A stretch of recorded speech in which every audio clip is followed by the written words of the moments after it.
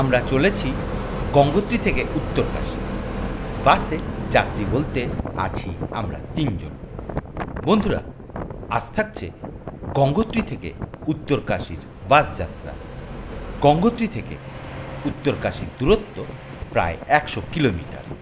বাসে এই দূরত্ব অতিক্রম করতে সময় লাগে প্রায় ৪ ঘন্টা। আমাদের এই বাস জার্নিটি ছিল ভীষণই ঘটনাবহুল। লোকাল বাসে গঙ্গোত্রী থেকে উত্তরকাশী যেতে আমার হলো বেশ কিছু অভিজ্ঞতা। আমরা লোকাল বাসে এই ধরনের বহু জার্নি করেছি, কিন্তু এই ধরনের সমস্যায় আগে পড়িনি। তবে সমস্যা আমাদের অনেক বেশি অভিজ্ঞ করে তোলে। আজ এই ঘটনাবহুল বাস জার্নি আপনাদের সাথে শেয়ার করছি। সকাল 6:30 আমরা গঙ্গোত্রী বাস স্ট্যান্ডে। বাস ছাড়বে সকাল 7টায়। আমরা আধ ঘন্টা আগেই চলে এসেছি। টিকিট অগ্রিম কেটে রেখেছিলাম কাল বিকালেই, তাই নিজেদের পছন্দের সিট পেয়েছি। কয়েকটি দিন ছিলাম গঙ্গোত্রীতে। গঙ্গোত্রীর পরিবেশ আমার খুব ভালো লেগেছে। মনে হচ্ছে আরও কয়েকটি দিন থেকে যাই এখানে, কিন্তু যেতে তো হবেই। মাকে মনে মনে বললাম আবার আসার সুযোগ দিও।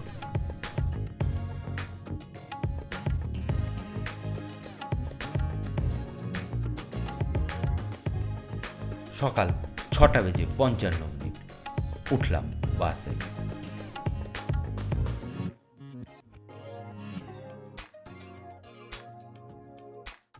সকাল 7টা বাস ছাড়ল গঙ্গোত্রী থেকে। এখন অক্টোবর, সকালে বেশ শীত লাগছে, আর এখন যাত্রীর সংখ্যা খুব বেশি। তাই সারাদিনে এই একটি বাসই চলে গঙ্গোত্রী থেকে উত্তরকাশী। গঙ্গোত্রী থেকে উত্তরকাশীর শেয়ার কারও আছে।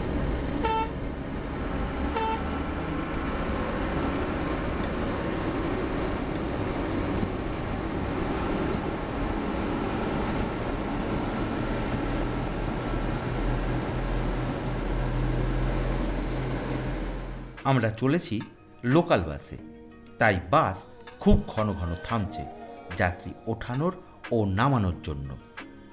সকাল 8:10 আমরা হর্ষিলে। যাত্রী তোলার জন্য বাস এখানে থামল। দেখছি বিক্রি হচ্ছে আপেল। এতক্ষণ বাস বেশ ভালোই চলছিল। দেখা দিল বাসের যান্ত্রিক গোলযোগ। আমরা নেমে পড়লাম বাস থেকে। দেখছি এখানকার আপেল বাগান। অক্টোবর মাস, গাছে পাকা আপেল দেখতে খুবই ভালো লাগছে।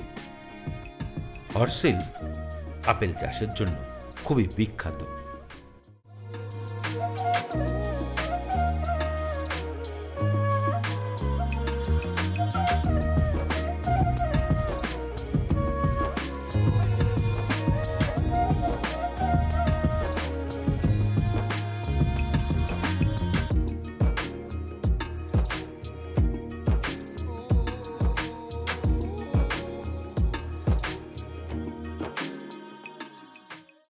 প্রায় আধ ঘন্টা পর বাস আবার চলতে শুরু করল।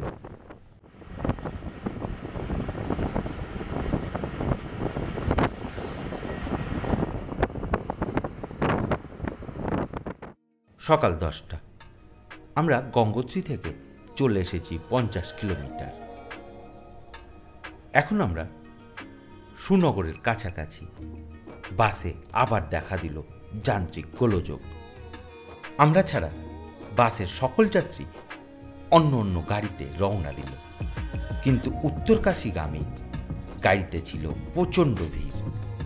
আসলে গাড়িগুলো গঙ্গোত্রী থেকে ভর্তি হয়ে আসছিল। আমরা দাঁড়িয়ে আছি দেখে এখানকার একজন স্থানীয় বাসিন্দা তার বাগানের আপেল আমাদের খেতে দিল। বাস দাঁড়িয়ে আছে দেখে হঠাৎই আসলেন ভারতীয় সেনাবাহিনীর একজন। তিনি বাস চালু করলেন। ভাই আমাদের বাস ঠিক করে এখন আমরা যাচ্ছি, কেবল 3 জনে দাঁড়িয়েছিলাম। অনেক ধন্যবাদ। সকাল 11টা বাস আবার চলতে শুরু করল। আর বাসে যাত্রী বলতে শুধু আমরা 3 জন। আমি ভেবেছিলাম যা হবে দেখা যাক। আর আজকে যদি উত্তরকাশী পৌঁছাতে না পারি তাহলে দুপুরের বাসে আবার যাব গঙ্গোত্রী। কাল আবার বাস বা শেয়ার কারে চলে আসব উত্তরকাশী। বাস এখনো পুরোপুরি ঠিক হয়নি। এবার বাসের সমস্যার কথাটা বলি। আসলে বাস থামলে আর স্টার্ট নিচ্ছে না। বাসের সমস্যা থাকলেও ড্রাইভার ভাই তার নিপুণ দক্ষতায় বাস চালাচ্ছেন। আর আমরা এই যাত্রাপথের ভাগীরথী ও পাহাড়ের মনোরম দৃশ্য উপভোগ করছি। ভেবেছিলাম আজ উত্তরকাশী থেকে যাব হরিদ্বার, কিন্তু আজ আর তা হবে না। কারণ বেলা 1:30টার পর উত্তরকাশী থেকে হরিদ্বারের বাস পাওয়া যায় না। তবে এর জন্য আমার তেমন মাথা ব্যথা নেই, কারণ আমার যাত্রা প্ল্যানে সবসময় 2-1 দিন অতিরিক্ত সময় থাকে।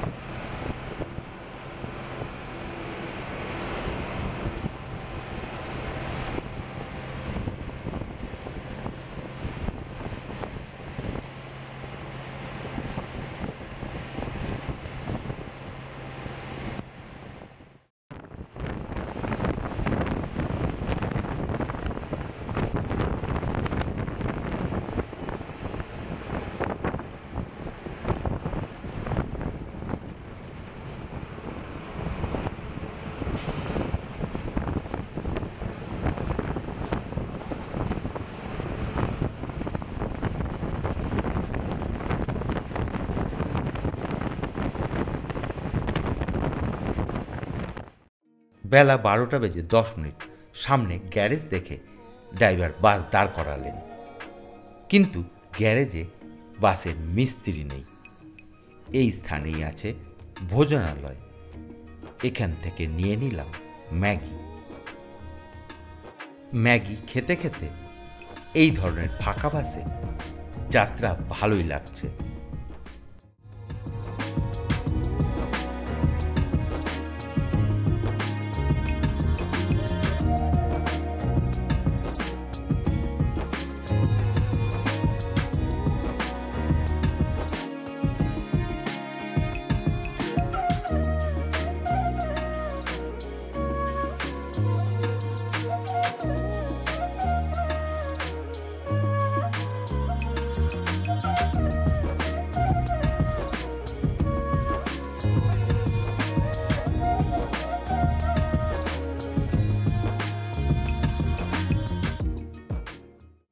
বেলা 1টা বাস দাঁড়ালো একটি গ্যারেজে। শুনলাম বাস ঠিক করতে প্রায় ঘন্টা 3 সময় লাগবে। এখনো এই স্থান থেকে উত্তরকাশীর দূরত্ব প্রায় 25 কিলোমিটার। এখন আমরা গাড়িতে চলেছি। বাস থেকে নেমে এই গাড়িটি ভাড়া করব। ভাড়া পড়ল 500 টাকা। ড্রাইভার বললেন, চলুন আপনাদের দিয়ে আসি হরিদ্বার। আমি বললাম, কত? সে আমাকে বলল 5000 টাকা। আমি চিন্তা করলাম 2টো বেজে গেছে, তাড়াহুড়ো করে কি হবে। আজ থাকবো উত্তরকাশী, দেখব শহরটাকে। গঙ্গোত্রী থেকে উত্তরকাশী যাত্রাপথের দৃশ্য খুবই মনোরম। এই যাত্রাপথেই পরে হরসিল বলে একটি গ্রাম। সত্যি গ্রামটা দেখার মতো। আবার যদি কোনোদিন এ পথে আসার সুযোগ পাই, হর্ষিলে একটা দিন কাটাবই।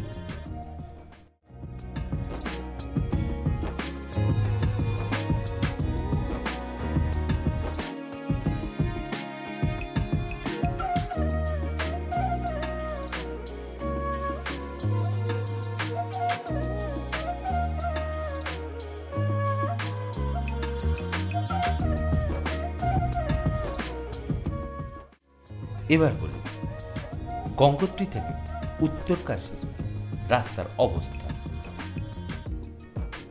গঙ্গোত্রী থেকে উত্তরকাশীর রাস্তার অবস্থা বেশ ভালো।